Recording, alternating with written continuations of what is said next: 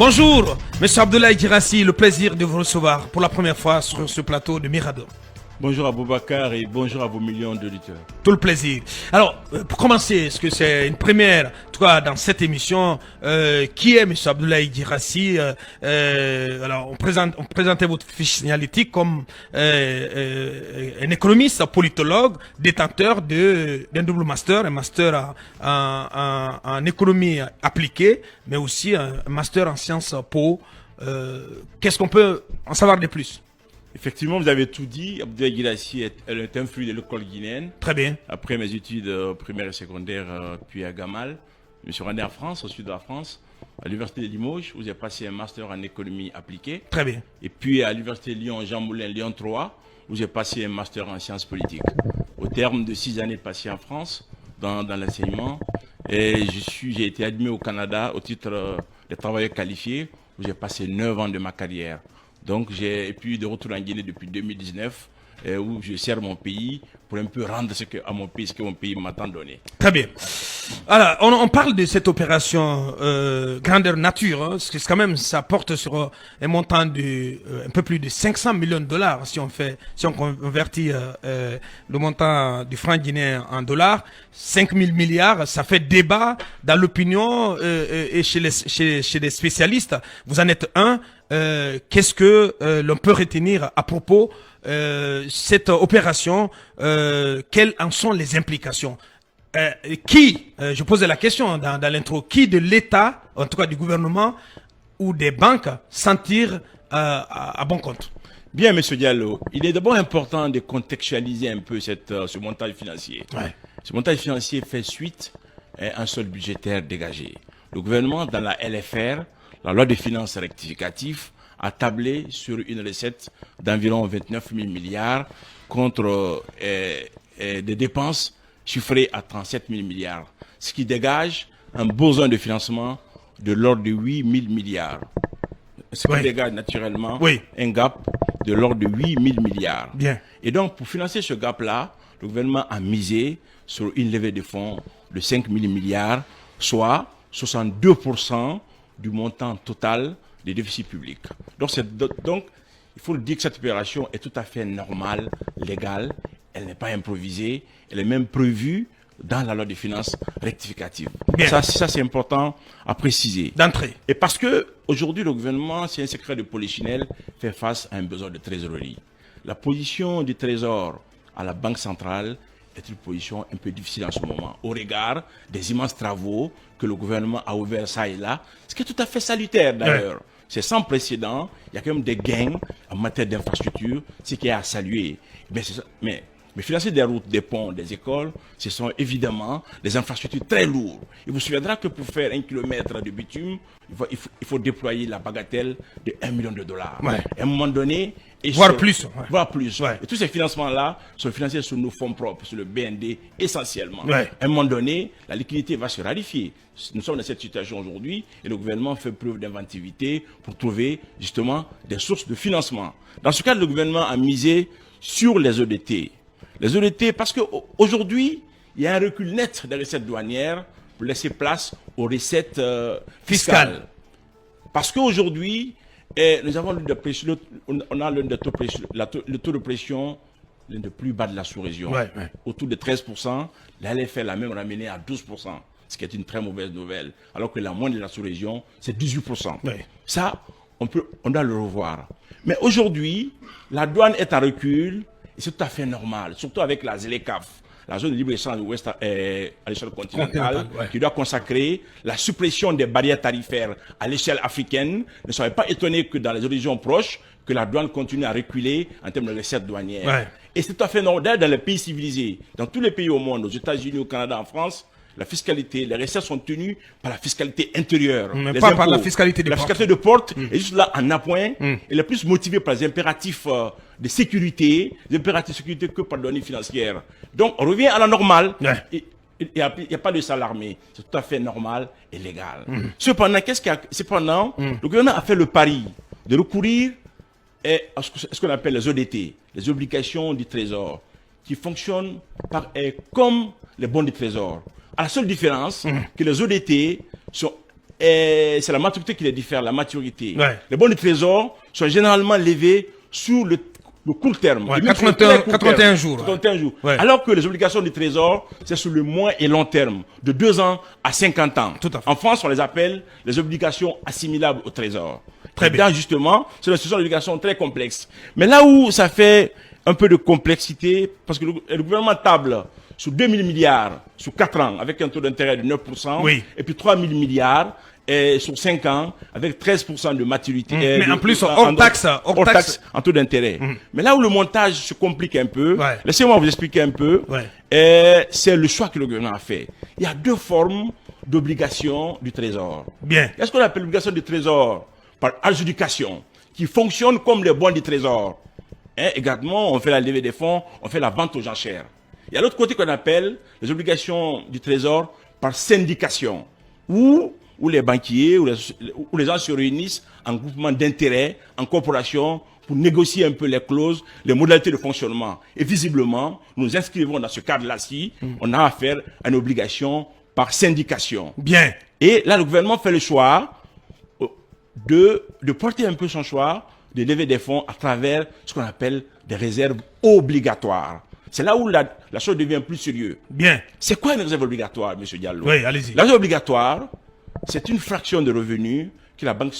En fait, les banques centrales, toutes les banques centrales ont des comptes des banques commerciales. Les banques commerciales ont l'obligation d'ouvrir un compte à la banque centrale. Tout à fait. Et dans ces comptes-là, les banques sont obligées de transférer une partie de leur avoir à les garder là. Tout à fait. Et là, justement, quand vous faites un dépôt, vous faites un dépôt de 1 million dans votre banque. Votre banque X a l'obligation de transférer un certain montant de ce montant de dépôt-là à la Banque centrale sous forme de réserve obligatoire. Et actuellement, ces réserves obligatoires-là sont de 15%. Elles viennent descendre à 13%. Ça veut dire quoi? Ça veut dire quoi? À chaque fois que vous déposez un montant, votre banque est obligée de reverser à la Banque centrale 13% de ce montant-là sous forme de réserve obligatoire. En le faisant, la banque ne le fait pas pour faire de l'argent. Non, c'est pas pour ça, mais c'est pour des impératifs de politique monétaire, de contrôle de la liquidité. Parce que contrairement à la croyance populaire, la monnaie, quand vous prenez la masse monétaire, les 100% de la masse monétaire, l'essentiel de la masse monétaire est créé par qui? Est créé par les banques commerciales. Ça, on ne le dit pas assez. La Banque centrale ne crée qu'une infime partie, soit les 10%. Et tous les 90%, vous tenez-vous bien, revient aux banques commerciales sous forme de monnaie scripturale. Ce qui donne un pouvoir exorbitant aux banques commerciales. Encore faudrait-il que ce soit encadré. La Banque centrale est là alors pour surveiller, pour encadrer. C'est dans ce cadre que la Banque centrale agit à travers ce qu'on appelle les instruments de politique monétaire. Il y en a 4 principalement. L'encadrement des crédits, l'open market. Mais le plus important, il y en a 2 instruments. Le premier instrument le plus important, c'est d'abord le taux d'intérêt, qu'on appelle le taux directeur. On l'appelle ailleurs taux d'escompte, taux de refinancement, peu importe. Et deuxième instrument le plus important, c'est les réserves obligatoires. C'est l'un des éléments les plus importants de la politique monétaire dont le gouvernement a fait le choix de ponctionner au niveau de la Banque centrale. Mais là où l'opération se complexifie, c'est que le gouvernement est sous la facilitation de la Banque centrale et l'APB, l'Association de professionnels de banque, ont fait le choix de ponctionner un peu cette partie des réserves obligatoires détenue à la Banque centrale au nom des banques commerciales. Donc de ponctionner les 13% des avoirs des banques déposés à la Banque centrale. Justement. Et comment ça se passe? Et donc de prêter cela à l'État. Voilà, mais comment ça se passe? L'opération n'est pas aussi simple que ça. Il faut expliquer un peu les circonstances. Je pense qu'on va bénéficier d'une rallonge de 5 minutes là de la part du Babin. Vous poser la question. S'il vous plaît, monsieur Babin. Bien. Vous devez vous poser la question. Bien. Est-ce que si la Banque centrale ne diminue pas, n'abaisse pas le taux des réserves obligatoires, est-ce que ce montage-là aurait été possible? C'est ça la question. La réponse est clairement non. Ça veut dire que la Banque centrale a été obligée d'abaisser son taux de réserve obligatoire de 15% à 13% à la demande des banques pour répondre à cette sollicitation. Bien sûr. Ce qui est un choc terrible à l'indépendance de la Banque centrale. La Banque centrale doit être indépendante, autonome. Les seules motivations qui doivent guider une banque centrale à abaisser son taux directeur ou son taux de réserve obligatoire, c'est des impératifs de politique monétaire. D'ouvrir le robinet de la liquidité quand c'est nécessaire et refermer quand c'est nécessaire. La Banque centrale a une seule mission. Son existence, il a une seule mission. Calibrer l'offre de monnaie aux besoins des agents économiques de manière à avoir une stabilité sans inflation ni déflation. Et apparemment, dans cette opération-là, ce ne sont pas les impératifs de politique monétaire qui qui guide la Banque centrale Ouais. à abaisser son taux obligatoire. C'est pour simplement répondre aux sollicitations du gouvernement. Ouais. Ce qui pose un sérieux problème Lequel, d'indépendance, M. Guirassy? notamment l'indépendance de la Banque centrale. Très bien. Et cette situation peut avoir des conséquences néfastes Bien, pour notre c'est économie. là-dessus qu'on vous attend, parce que c'est là-dessus qu'il y a toutes les spéculations. Est-ce que ce montage financier, cet emprunt comporte des risques, des inconvénients pour notre économie, pour les agents économiques, pour la politique monétaire du pays? Bien, M. Diallo. Oui. Il y a des avantages et inconvénients. Bien. Avantages, nous avons besoin des infrastructures, des ponts. Ça, c'est une réalité. C'est pourquoi je salue un peu le gouvernement de transition dans ce cadre-là. Très bien. C'est sans précédent. Il y a un effort substantiel et remarquable dans les infrastructures. Ça, c'est à saluer. Bien. Mais, par revanche, le montage financier tel qu'il existe actuellement, nous avons actuellement une inflation autour de 8,6%. Contrairement à ce que j'ai entendu hier, le gouverneur a parlé de 6%. Ouais, le gouvernement parle de 6%. Dans tous les documents officiels de la Banque centrale, l'inflation actuellement est à 8,6%. Et l'inflation tablée dans le LFR est transmise au CNT. L'inflation est prévue, la cible est portée à 9,2%. Hein? Oui. Ouais. Donc c'est pas Donc 6%. proche de 10%. Ouais, proche Et c'est ce moment qu'on choisit pour ouvrir pour ouvrir le robinet de la Le robinet, liquidité. ouais. Alors qu'on devait Ouais. normalement le refermer. Ouais. En Parce qu'il y a un risque d'inflation après, parce que ça, on va remettre beaucoup d'argent dans le Voilà. circuit. Vous savez, Oui. les réserves obligatoires appartiennent aux banques commerciales, mais détenues par la Banque centrale. Bien entendu. Quand on ajoute ça à ces réserves obligatoires-là, plus la monnaie créée par la Banque centrale, appelée monnaie fiduciaire, Ouais. la monnaie papier, les deux réunis s'appellent la base monétaire. Bien. La base monétaire, c'est la monnaie fiduciaire, la monnaie Banque centrale, plus les réserves obligatoires. Et c'est la base monétaire là qui alimente la masse monétaire en monnaie à liquidité, Ouais. en monnaie centrale. Ouais. Parce que la base Monnaie en monétaire, circulation. Voilà, la base monétaire, c'est uniquement de la liquidité. Alors que la masse monétaire n'est pas forcément de la liquidité.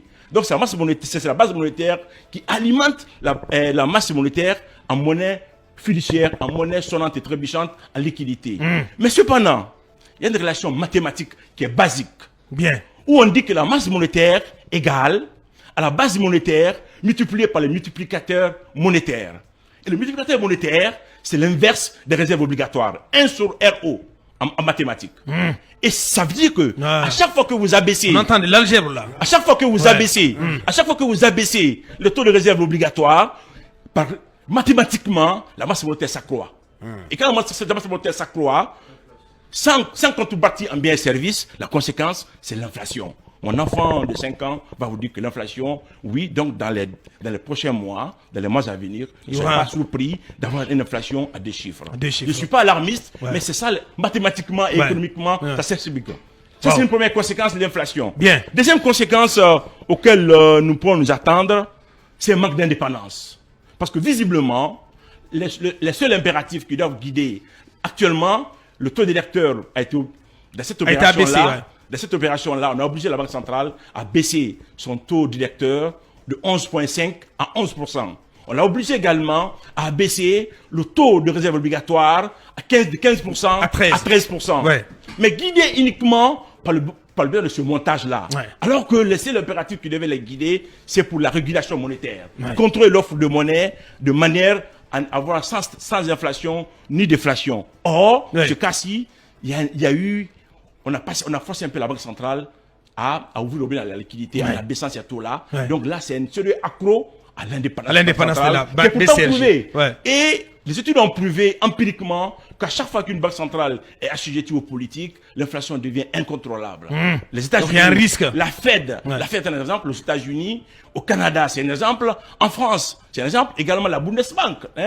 Et hostile à cela. C'est l'une des conditions que l'Allemagne avait mis pour intégrer la BCE. Il dit on fait zéro avance à la Banque centrale au Trésor. Donc, en fait, l'inflation, c'est le cauchemar de l'Allemagne. Ouais. Et donc, la Banque centrale doit être totalement indépendante. Du pouvoir politique. Indépendance opérationnelle, indépendance managériale et même l'indépendance financière. C'est obligatoire. Ça, c'est la deuxième conséquence. Alors, que direz-vous, parce que c'est une question entre parenthèses, que direz-vous du fait que le gouverneur de la Banque centrale, dans le contexte guinéen, siège même au Conseil des ministres? Normalement, le gouverneur de la Banque centrale n'est pas membre du gouvernement. Il ne doit pas y siéger. Bien. Parce que la politique monétaire est complètement déconnectée de la politique du gouvernement. Très bien. Les deux, en fait, la politique économique, il y a la politique financière, la politique budgétaire, la politique monétaire. Mais la politique budgétaire et la politique financière peuvent aller ensemble. Mais la politique monétaire doit être dissociée. Dissociée parce que, en fait, les autres sont un peu antinomiques. Bien sûr qu'il doit y avoir ce qu'on appelle le cadrage macroéconomique. C'est-à-dire que les trois politiques doivent évoluer parallèlement. Bien. La politique monétaire, budgétaire et financière et monétaire doivent avoir une certaine coordination. Bien. On appelle cela le cadrage macroéconomique. Bien. Mais on arrive au terme parce que oui, il y a justement un point sur lequel je voudrais intervenir. Sur lequel je voudrais intervenir oui, comme encore inconvénient de cette opération. Oui. Vous pouvez avoir une panne de liquidité dans le marché interbancaire. Une panne de liquidité. Oui, naturellement. Donc ça comporte un risque pour les banques. Absolument, parce que quand on prend les réserves obligatoires, ça appartient aux banques commerciales, mais détenues à la banque centrale. Oui. Et donc, normalement, quand on abaisse le taux de réserve obligatoire, cette manne de liquidité devait revenir aux banques. Effectivement. C'est cette manne-là que la Banque centrale va ponctionner pour faire face à ses dépenses d'investissement. Et dans le marché monétaire, il y a deux rubriques. Marché interbancaire et marché des TCN, des titres de créances négociables. Dans le marché interbancaire, il y a seulement les banques entre elles qui agissent avec la Banque centrale. Alors que le marché des TCN, c'est tout le monde qui arrive là-bas, entreprises, trésors, banque centrale, banque commerciale. Donc, venons au marché interbancaire où les banques seulement agissent entre elles. Les banques en excédent de liquidité, ils prêtent la liquidité aux banques en déficit de liquidité. À un moment donné, les banques, ils peuvent avoir des anticipations pessimistes en se disant « Oh, le lendemain, je ne sais pas qu'est-ce qui va se passer demain, donc on ne prête pas l'argent. » Les banques peuvent refuser de se prêter de l'argent, sachant que la Banque centrale revient pour jouer ce qu'on appelle le rôle de prêteur en dernier ressort, en prêtant la liquidité aux banques. Et dans ce cas, il fait recours à ces réserves obligatoires comme un matelas financier pour aider les banques à se sortir. Mais si le gouvernement capte ces matelas financiers-là, on prive les banques d'une forte liquidité et qui peut, en cas de panne de liquidité dans le circuit bancaire, ça pourrait amener à une crise systémique. Et ça, c'est important. Ouais. Dernier inconvénient qu'il faut m'arrêter, ouais. Dernier inconvénient, oui, c'est que dans le marché des capitaux, il y a plusieurs demandeurs. Il y a l'État qui est demandeur. Et l'État par le biais des bons du Trésor, par le biais des obligations du Trésor. Il y a aussi les ménages par le biais des crédits. Les entreprises. Il y a aussi les entreprises qui demandent et qui émettent également ce qu'on appelle les billets de trésorerie. Il y a également les banques même qui en ont besoin qui émettent ce qu'on appelle les certificats de dépôt. Tous ces titres-là sont sur le marché. Mais si l'État à lui seul capte 5 000 milliards, la part qui reviendra maintenant aux ménages et aux entreprises va largement s'amenuiser. Ouais. Et donc, et pour t'acquis par le développement, par le forcement des PME et des PMI, l'économie réelle. Ce sont eux, le moteur de la croissance qui doivent aider l'économie réelle à se développer. Et si on les prive de liquidité, ça pose de sérieux problèmes pour la croissance économique. Monsieur Abdoulaye Guirassy, il était notre invité de prestige de ce en ce jeudi 5 octobre. Est-ce qu'il vous a convaincu? Voilà, je vous laisse le soin donc, d'hier qui sont répondus finalement. Bien. Oui. Après, Mamadouri. La prochaine fois, certainement, j'aurais voulu qu'on nous parle de la solvabilité même du gouvernement. Voilà. Dans les je pense je pense qu'il a fait quand même une entrée fracassante dans cette émission. Félicitations. Et je pense qu'on laisse le débat aux spécialistes, à eux donc d'apprécier la prestation de M. Abdoulaye Guirassy, donc qui va rejoindre notre escouade de spécialistes, d'experts, et on espère aussi que ces propos vont avoir de la résonance auprès des pouvoirs publics.